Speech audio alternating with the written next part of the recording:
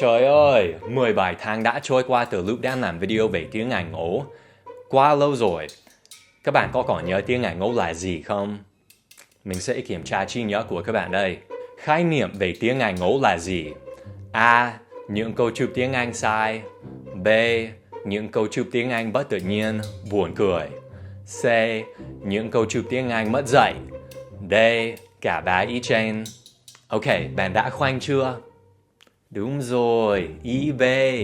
Tiếng Anh ngữ là những câu chụp tiếng Anh không hẳn là sai, mà lại bất tự nhiên, không thực tế với tiếng Anh bản ngữ. Đặc biệt là những câu chụp do các bạn Việt hóa tiếng Anh. Trong video này, mình sẽ giới thiệu cho các bạn một số câu chụp như vậy. Và đầu tiên là một câu chụp huyền thoại trong trường lớp ở Việt Nam. Dường như các thầy cô ở Việt Nam khuyên các bạn sử dụng câu chụp not only but also rất nhiều. Oh, not only but also. Nếu các em dùng câu chụp này thì người Tây họ sẽ ngất luôn. Thực tế là người bản xứ bọn mình có dùng câu chụp đó nhưng rất ít và các bạn Việt hay dùng nó một cách quá đơn giản. Ví dụ như ở trang này, I like not only bananas but also apples. Không ai nói hoặc viết như thế đâu. Chắc bọn mình sẽ viết đơn giản là I like bananas and apples. Hoặc ở đây này, she not only sings but also dances. Câu chụp not only but also không cần thiết. Chắc bọn mình sẽ viết she sings and she dances as well. Thực ra, bọn mình thường chỉ dùng câu chụp not only but also với những câu dài và phức tạp hơn. Và một điều quan trọng là bình thường mệnh đề đứng sau not only thể hiện một điều bình thường, một điều mà mọi người đã biết. Còn phần đứng sau but also là một điều bất ngờ, một điều có thể mọi người chưa biết. Mình sẽ lấy ví dụ đầu tiên ở trang Cambridge Grammar. The war caused not only destruction and death, but also generations of hatred between the two communities. Đấy, mọi người đã biết sự chết chóc và sự tàn phá là điều đương nhiên do chiến tranh gây ra. Còn phần này thì có thể mọi người chưa biết. Trong câu vừa rồi, mình thấy câu chụp not only but also rất tự nhiên. Nhưng trong một câu như pho is not only delicious but also cheap thì mình thấy hơi buồn cười. Còn một điều nữa là các bạn Việt hay dùng câu chụp đó một cách quá cứng nhắc. Kiểu lần nào cũng là not only A but also B. Not only A but also B. Mình khuyên các bạn hãy thử dùng nó một cách linh động hơn. Tức là thỉnh thoảng các bạn có thể thay only bằng just hoặc là thay also bằng to hoặc as well. Mình cho các bạn một ví dụ sau. Dan isn't just a funny, creative, talented, hardworking YouTuber, but a professional fake poop maker as well. Câu đó chuẩn rồi. Ở Việt Nam, đôi khi mình bị ngạc nhiên về những điều được cho là tốt cho sức khỏe, tốt cho sức khỏe, tốt cho sức khỏe, tốt cho sức khỏe. Và mình hay nghe các học sinh của mình nói là it's good for health. Câu đó chưa chuẩn ngữ pháp. Lẽ ra các bạn phải thêm từ your vào. It's good for your health. Nhưng câu đó vẫn không tự nhiên cho lắm. Vì bình thường người bản xứ chỉ nói đơn giản là it's good for you. Ai cũng hiểu câu đó là tốt cho sức khỏe. This penis liquor is really good for you. This rhino horn is really good for you. Còn nếu bạn muốn nói không tốt cho sức khỏe thì chỉ cần nói it's bad for you. Cold water is really bad for you. Bây giờ mình muốn tâm sự với các bạn rằng làm người hấp dẫn như Dan rất căng thẳng. Dan đầu hói kìa! Các bạn đã biết attractive có nghĩa là hấp dẫn, đúng không? Nhưng một sự khác biệt là từ hấp dẫn trong tiếng Việt được sử dụng nhiều hơn attractive trong tiếng Anh.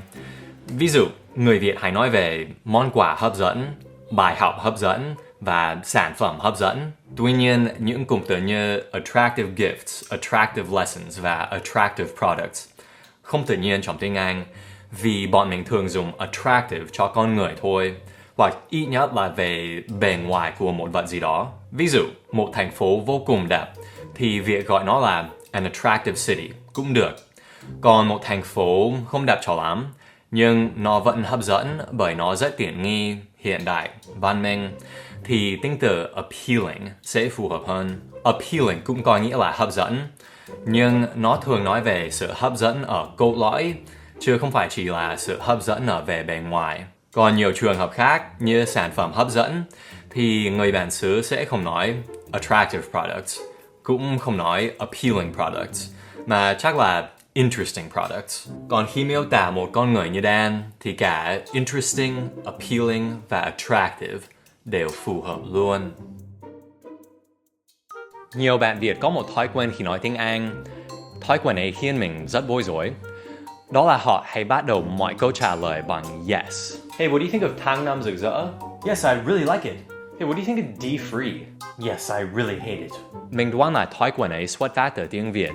Vì khi bạn đang nói chuyện với một người lớn tuổi hơn, đặc biệt là một thầy giáo, thì bạn sẽ nói vâng hoặc dạ trước. Ê mày thấy anh thế nào? Dạ. Nhìn xem như thằng ớt ơ. Có phải như thế không?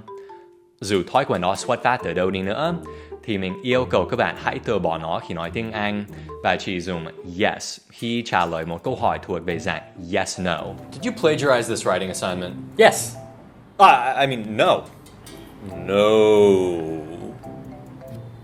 No. Còn các câu hỏi khác thì trả lời thẳng luôn thôi. What do you think of this beer? It sucks. What do you think of this movie? It sucks. What do you think of Dan's big bald head? It's beautiful. Một tình huống thường xuyên xảy ra trong lớp học của mình là mỗi khi có bạn học viên nào đó cần đi vệ sinh hoặc cần đi uống nước là bạn ấy sẽ hỏi mình May I go out? Và một tình huống nữa là một bạn tới lớp muộn và hỏi May I come in? Cả hai câu đó đều không sai gì cả. Nhưng nếu học tiếng Anh với người nước ngoài thì các bạn chỉ cần nói Excuse me, hoặc là I need to go out for a second. Vì với bọn mình, nếu các bạn đã lớn thì nói như trên mỗi khi cần ra ngoài thì nghe có vẻ hơi trẻ con. Còn nếu tới lớp muộn thì excuse me, hoặc là sorry, cũng được. Và xin đừng lấy cớ là bạn đến muộn vì tắc đường. Ai cũng biết bạn mải chơi game ở nhà thôi. Khi bạn nói chuyện với khách du lịch thì họ sẽ rất vui nếu bạn giới thiệu các địa điểm hấp dẫn ở thành phố của bạn hoặc là ở Việt Nam chung. Nhưng khi giới thiệu các hoạt động giải trí ở nơi đó thì hãy luôn nhớ là không dùng từ we. At Ngọc Sơn Temple, we can see a turtle covered in bronze. At the walking streets, we can play many traditional games. At the Tolik River, we can go swimming, and then die shortly after. Mình gặp điều đó suốt và mình thấy we buồn cười lắm vì nó kiểu là bạn định đi cùng người đó luôn. Nếu bạn đang giới thiệu các hoạt động chung ở đâu đó, chứ không phải một hoạt động mà chính bạn sẽ tham gia, thì hãy nói you thôi. At the night market, you can pay high prices for fake products. If you go to Cheongsam Street, you can meet some of the nicest girls in Hanoi. And if you want to learn more English, you can watch my next video. Later.